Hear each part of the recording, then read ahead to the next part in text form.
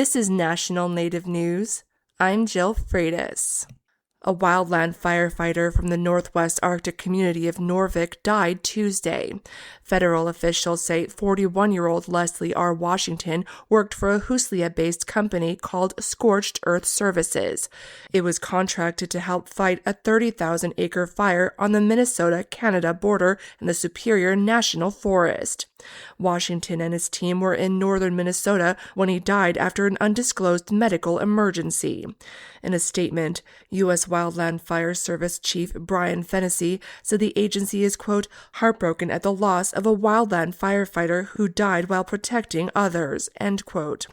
Washington's wife told KOTZ News she remembers her husband as humble, kind, and devoted to his family. The Department of the Interior says it's working with the U.S. Forest Service to support Washington's family, co-workers, and the broader firefighting community as they grieve. Scorched Earth Services says Washington's remains will be sent from Minnesota home to Noorvik.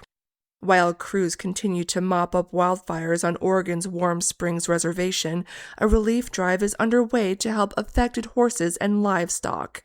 Brian Bull of _Native News and KLCC reports. The goal of the Warm Springs Animal Relief Fund was to raise $15,000 for hay, feed, and care for animals who've lost forage and grazing land. At last check, they had nearly twice that amount. The fundraising efforts are extending beyond Central Oregon.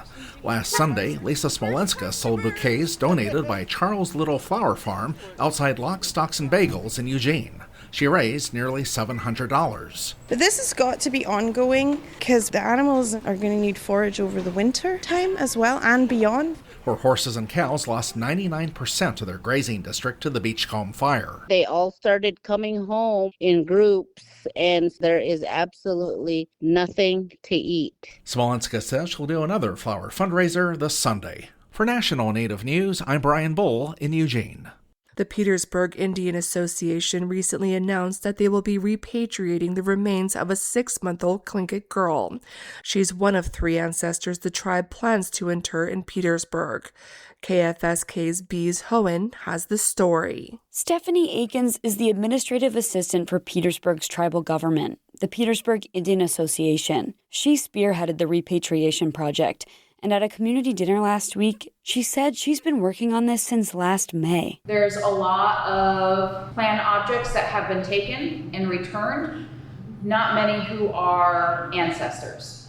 The tribe applied for a grant to help cover the cost of the repatriation efforts through the Native American Graves Protection and Repatriation Act, or NAGPRA. NAGPRA is a federal law that requires federal agencies and institutions that receive federal money to return important remains and objects of cultural patrimony to lineal descendants, culturally affiliated Indian tribes, and Native Hawaiian organizations.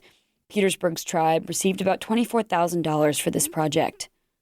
The infant will be one of 3 ancestors the tribe plans to inter in Petersburg. Aiken says that the remains of the 6-month-old girl are currently being held at the Burke Museum of Natural History and Culture in Seattle.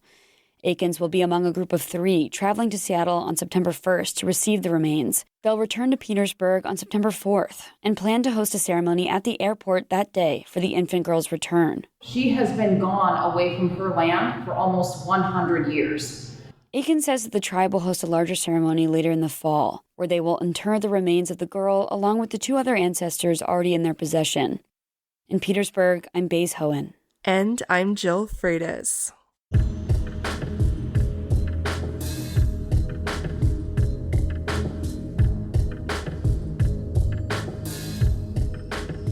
National Native News is produced by Kawanak Broadcast Corporation with funding by the Corporation for Public Broadcasting. The Indian Arts and Crafts Board promotes Indian artists of federally recognized tribes through its online source directory. Information on this no-charge opportunity available at doi.gov/IACB, who support this program. Support by Sonosky Chambers Law, championing tribal sovereignty and Native American rights since 1976, from opioids litigation to treaty rights to tribal self-governance, with offices in Washington, D.C., New Mexico, California, and Alaska. Sonosky Chambers Law.